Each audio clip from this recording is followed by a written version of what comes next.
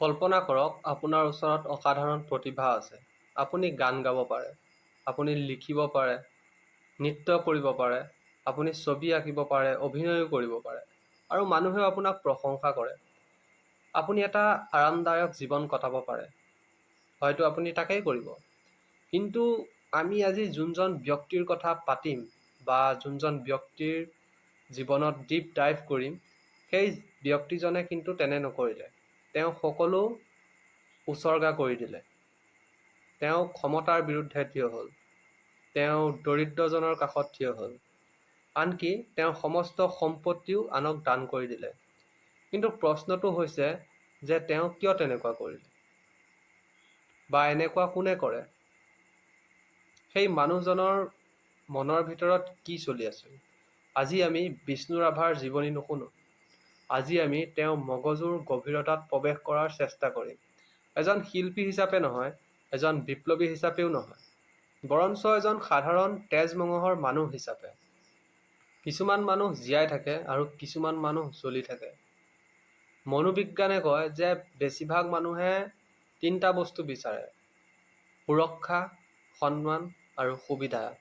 কিন্তু ইতিহাসত কিছুমান এনেকুৱা মানুহ আছে যিয়ে এই তিনিটা বস্তু পায়ো সুখী নহয়। আচলতে এই তিনিটা বস্তু তেওঁলোকৰ বাবে পৰ্যাপ্ত নহয়। তেওঁলোকৰ ভিতৰত একুৰা জুই জ্বলি থাকে। তেওঁলোকে অনুভৱ কৰে যে জীৱনটো কোনো বৃহৎ উদ্দেশ্যৰ বাবেহে সৃষ্টি হৈছে। তেওঁলোকৰ জীৱনত এটা ডাঙৰ উদ্দেশ্য আছে। তেওঁলোকে পৃথিৱীত এনেই জন্ম লোৱা নাই। এনেকুৱা মানুহে প্ৰায় সাধাৰণ জীৱন যাপন কৰিব নোৱাৰে, আৰু তেওঁলোকৰ বাবে আৰামটো এখন কাৰাগাৰৰ দৰে হৈ পৰে। মোৰ ভাৱ হয় বিষ্ণু ৰাভাও সেইসকল মানুহৰ দৰেই আছিল। কাৰণ যিজন মানুহে কলাৰ সৰ্বোচ্চ শিখৰত উপনীত হ'ব পাৰিলে হয়, তেওঁ কঠিন সংগ্ৰামৰ পথ বাছি ল'লে। যিজন মানুহে সন্মানেৰে জীয়াই থাকিব পাৰিলে হয়, তেওঁ বিতৰ্ক বাছি ল'লে। যিজন মানুহে ধন আৰু সম্পত্তি জমা কৰিব পাৰিলে হয়, তেওঁ সকলোখিনি বিলাই দিলে। এনে এজন মানুহ সাধাৰণ মনোবিজ্ঞানৰ দ্বাৰা কেতিয়াও পৰিচালিত নহয়। আচলতে শিল্পী হোৱাৰ অভিশাপ আছে। এটা আমোদজনক কথা হ'ল, শিল্পী হোৱাটো সদায় সুখকৰ নহয়। এজন প্ৰকৃত শিল্পীয়ে পৃথিৱীখনক বাকী মানুহতকৈ বেলেগ ধৰণে দেখে। য'ত এজন সাধাৰণ মানুহে এখন পথাৰ দেখিব, শিল্পীজনে তাত এটা কাহিনী দেখিব। য'ত এজন সাধাৰণ মানুহে আনে কাম কৰি থকা দেখিব বা এজন বনুৱা দেখিব, শিল্পীয়ে এটা গভীৰ বেদনা দেখিব। য'ত এজন সাধাৰণ মানুহে অন্যায় দেখিব, শিল্পীজনে তাত সমগ্ৰ সভ্যতাৰ এক ব্যাধি বা অসুখ দেখা পাব। এইটোৱে কাৰণ যাৰ বাবে অতি সংবেদনশীল মানুহবোৰ প্ৰায় অশান্ত হৈ থাকে বা অশান্তিত থাকে। তেওঁলোকৰ কষ্ট কেৱল নিজক লৈ নাথাকে। তেওঁলোকে আনৰ দুখবোৰো বহুত অনুভৱ কৰিব পাৰে। তেওঁলোকে আনৰ বিষো নিজৰ বুকুত অনুভৱ কৰে। মোৰ বিশ্বাস বিষ্ণু ৰাভাৰ সেই অসাধাৰণ সংবেদনশীলতা আছিল, আৰু এই সংবেদনশীলতাই পাছত বিপ্লৱৰ ৰূপ লৈছিল। আমি যদি তেওঁৰ গানবোৰ চাওঁ, ধৰক পৰজনমৰ শুভ লগনত, এই গীতটি যদি আমি ভাবোঁ যে এই গীতটি মাত্ৰ এটি প্ৰেমৰ গীত, তেন্তে হয়তো আমি ডাঙৰ ভুল কৰিম। চাইক'লজিৰ ফালৰ পৰা যদি আমি চাব যাওঁ, ইয়াক কোৱা হয় জাইগাৰ্নিক এফেক্ট। মানে এই গীতটিত তীব্ৰ আকাংক্ষা আৰু আধৰুৱা অনুভৱ আছে। মন কৰিব, মানুহৰ জীৱনৰ আটাইতকৈ ডাঙৰ ট্ৰেজেডি কি? এই জীৱনত মানুহে সকলো লাভ কৰিব নোৱাৰে। প্ৰতিটো প্ৰেম পূৰণ নহয়, প্ৰতিটো সপোন বাস্তৱ নহয়, প্ৰতিটো মিলন সম্ভৱ নহয়। কিন্তু মনে প্ৰেমক মৰিবলৈ নিদিয়ে, কাৰণ আমাৰ মগজুটোৱে সদায় ক্ল'জাৰ বিচাৰে। মগজুটোৱে আধৰুৱা কাহিনী মানিবলৈ নোৱাৰে বা নিবিচাৰে। আৰু সেইকাৰণে মনটোৱে বা মগজুৱে প্ৰেমক মৰিবলৈ নিদিয়ে।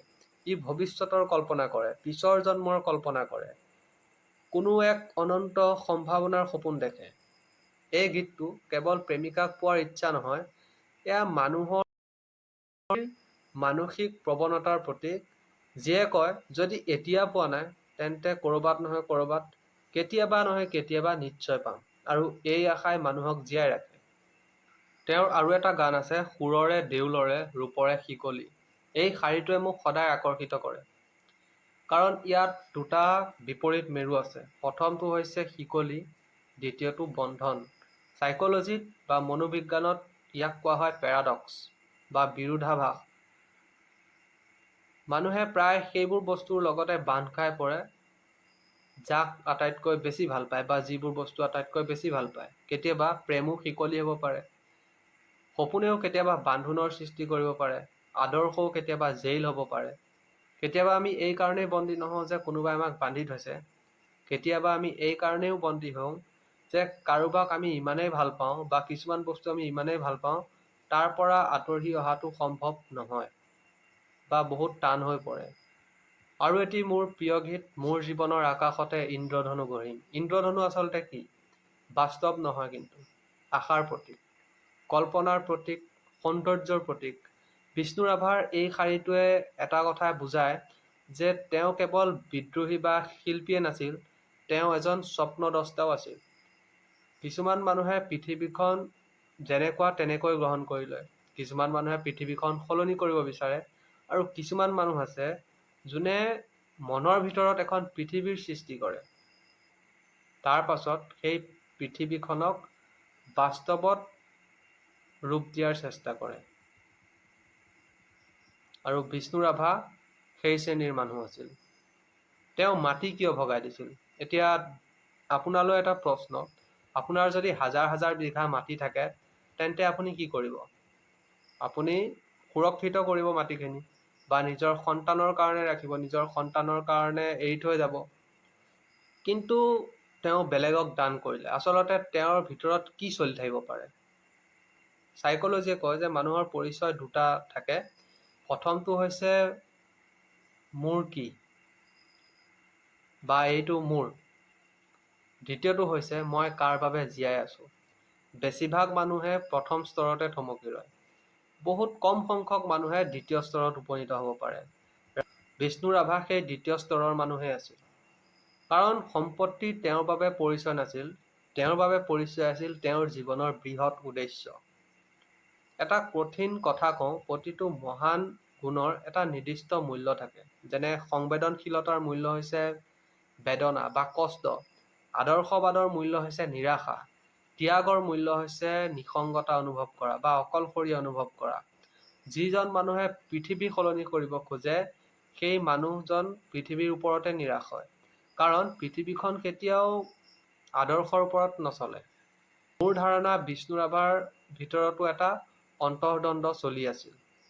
এফালে সপোন, আনফালে বাস্তৱ, এফালে কলা, আনফালে ৰাজনীতি, এফালে সৌন্দৰ্য, আনফালে সংগ্ৰাম। যদি আজিৰ দিনত তেওঁক এজন মনোবিজ্ঞানীয়ে লগ পালে হয় বা তেওঁৰ ব্যক্তিত্ব যদি পৰীক্ষা কৰা যায়, তেতিয়া হয়তো প্ৰচুৰ পৰিমাণতে উন্মুক্ততা পোৱা যাব। মানে তেওঁ বহুত অপেন আছিল, অত্যাধিক আদৰ্শবাদী, অত্যাধিক সহানুভূতিশীল, অসাধাৰণ সৃষ্টিকৰ্তা। কিন্তু ইয়াৰ লগতে তেওঁ আপোচ কৰাৰ ইচ্ছা শূন্য আছিল।